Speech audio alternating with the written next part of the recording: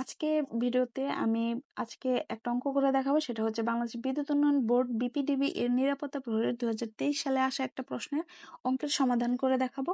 তো এই ধরনের অনুপাত, এটা কিন্তু একটা অনুপাতের অঙ্ক, আর এই ধরনের অনুপাতের অঙ্ক কিন্তু অনেক চাকরি পরীক্ষার জন্য আসে। তো এই ধরনের অঙ্কর ক্ষেত্রে আমরা দুইটা নিয়মে করতে পারি। একটা হচ্ছে দেখতে হবে যে প্রশ্নটা পড়ি যে 60 লিটার শরবতে পানি ও চিনির অনুপাত 7:3 দেওয়া আছে। পরের অংশ পরে চিন্তা করি। আগে এই ধরনের অঙ্কটার ক্ষেত্রে আমরা দুই ভাবে আমরা করতে পারি। তো প্রথমে দেখতে হবে যে এখানে শরবতের জায়গায় গয়না থাকতে পারে, কিংবা আরো অন্য কিছু থাকতে পারে, অনেক কিছু থাকতে পারে। তো সেই ক্ষেত্রে দেখবো যে একটা যখন জিনিস দেওয়া থাকবে সেই জিনিসটার মোট পরিমাণটা দেওয়া আছে কিনা। যেমন 60 লিটার আছে, আবার যদি স্বর্ণের গয়নার কথা বলা হয় তখন কিন্তু আবার থাকতে পারে কত ওজন, কত গ্রাম, এরকম থাকতে পারে। তো আর তাদের যে কত গ্রাম স্বর্ণ কিংবা স্বর্ণের মাঝখানে আর অন্য কিছু অ্যাড করা হয়েছে কিনা, এরকম থাকতে পারে।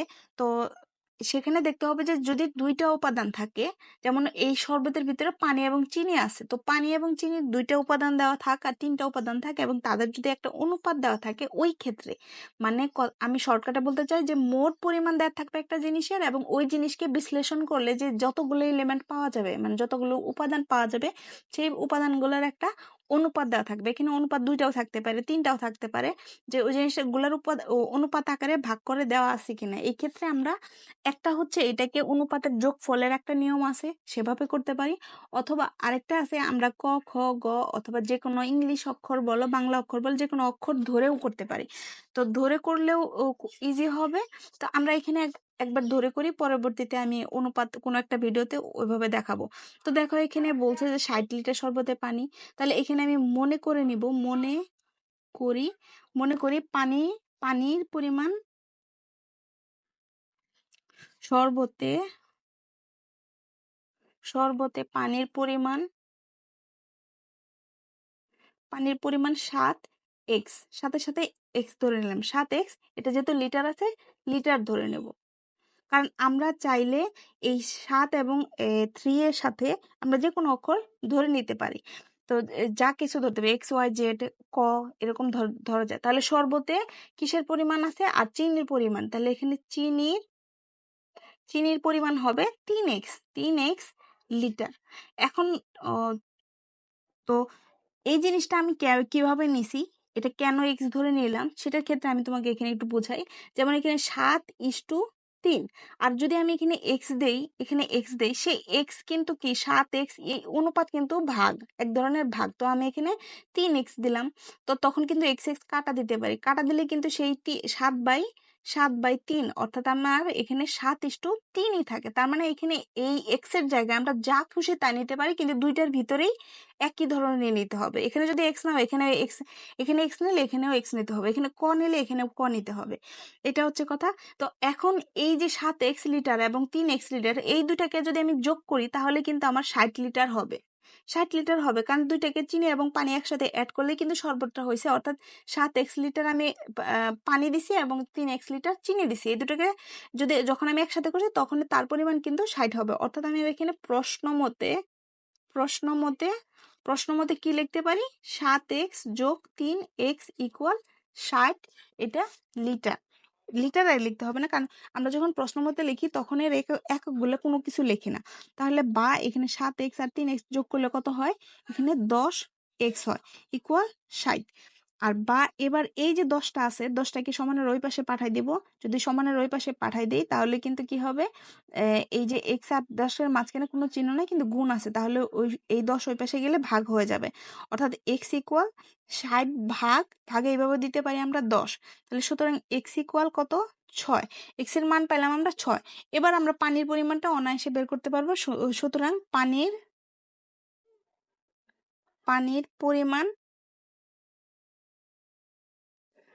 পরিমাণ হইতেছে 7 গুণ x এর মান হচ্ছে 6। x এর মান যেহেতু আমরা কত পাইছি 6, তাহলে 6 এত লিটার, শুধু লিখলাম 6 7, তার মানে 42 লিটার, এটা পাইছি। তাহলে আবার সুতরাং চিনির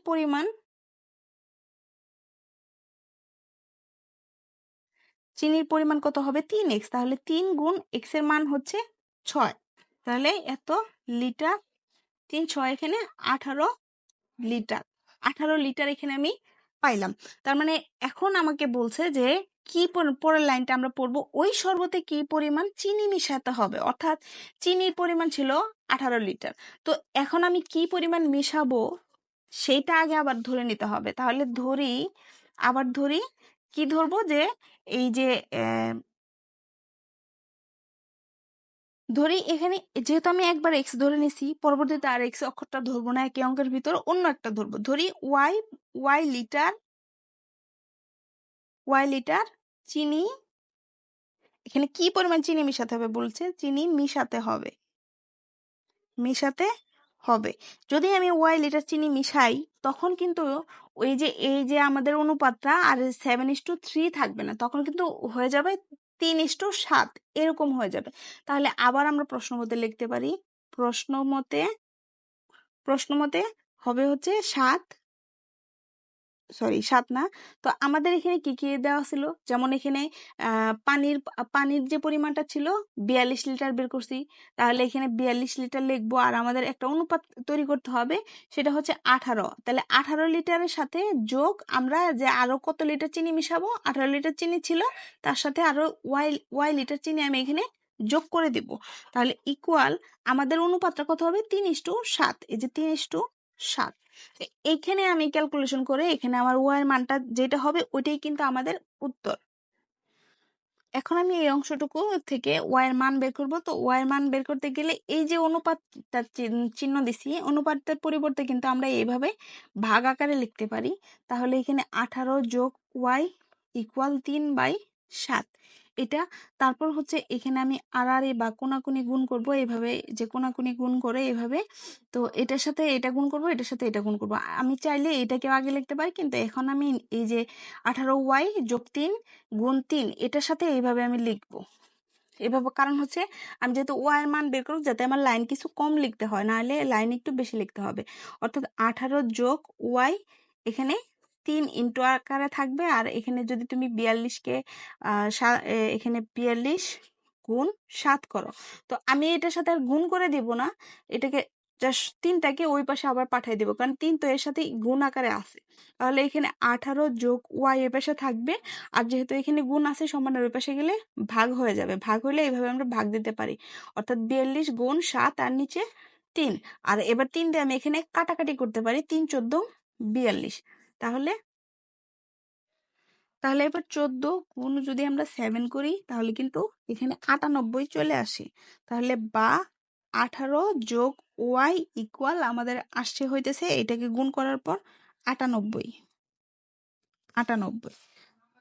তো এইবার আমি বের করব হচ্ছে ওয়াই এর মান। যেহেতু ওয়াই এর মান বের করব, তাহলে এই 18টাকে সমানের ওই পাশে পাঠাই দিব। তাহলে বা ওয়াই ইকুয়াল এই যে 98 আছে, আর এই যে 18টা আছে, 18-র আগে কোনো চিহ্ন নাই, এখানে প্লাস আছে, তো সমানের ওই পাশে গেলে মাইনাস হয়ে যাবে, তার মানে 18।